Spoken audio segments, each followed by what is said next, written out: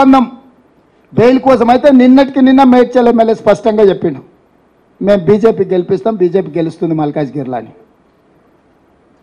ఇంకా కూడా కేటీఆర్కు మరి సోయి ఉందా లేదా ఇలా మాట్లాడుకుంటా అసలు అప్పటికప్పుడు ఉన్న పలంగా నిజంగానే బీజేపీతో వీళ్ళకి వైరం ఉంటే మల్లారెడ్డిని పార్టీలకు వెళ్ళి సస్పెండ్ చేయాలి.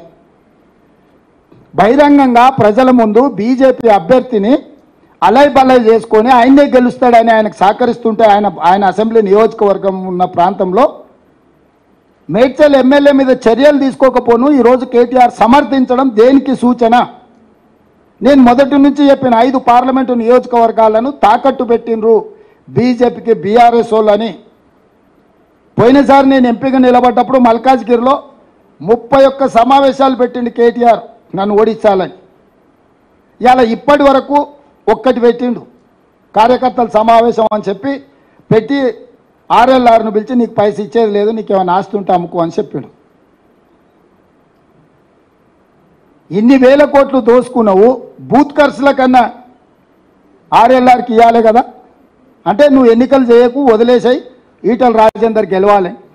ఎక్కడన్నా ఈ మొత్తం ఎన్నికల పర్యటన మొదలైనాక ఈటల రాజేందర్కు వ్యతిరేకంగా ఎక్కడైనా కేటీఆర్ మాట్లాడిండా?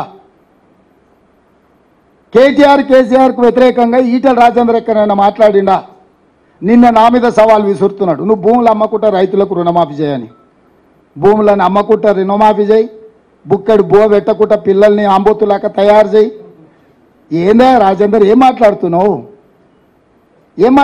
నువ్వు?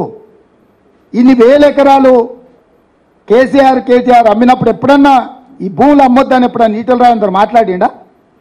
హైదరాబాద్ చుట్టుముట్టూతా విలువైన వేలాది ఎకరాల భూముల్ని అమ్ముకోవడం, ఆక్రమించుకున్నప్పుడు రాజేందర్కి ఏ రోజు కూడా ఈ భూములు గుర్తురాలే. నేను ప్రజలకు మంచి చేద్దాము, ఏదేమైనా సరే మాకు అధికారం ఇచ్చిందే రైతు రుణమాఫీ చేయడానికి. 15 ఆగస్టు లోపల 2 లక్షల రూపాయల రుణమాఫీ చేస్తామని మేము కంకణబద్ధులమై కమిట్మెంట్తో మేము మాట్లాడుతుంటే, అరే ఆయన కష్టపడుతుంది కదా, చేస్తా అంటుంది కదా, చేయని అనాల్సింది, అట్టెట చేస్తావు నువ్వు భూములు అంతవా? అంటే ఎవరికి మద్దతు పలుకుతున్నాడు ఈటల రాజేందరు?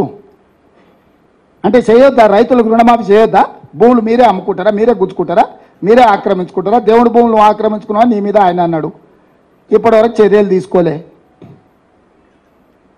కేసీఆర్ ధరణితోని 1000 ఎకరాలు ఆక్రమించుకున్నాడని రాజేందర్ అన్నాడు, ఆయన దాని మీద ఏం జోలి చెప్తలేడు, ఢిల్లీకి ఫిర్యాదు చేస్తలేడు.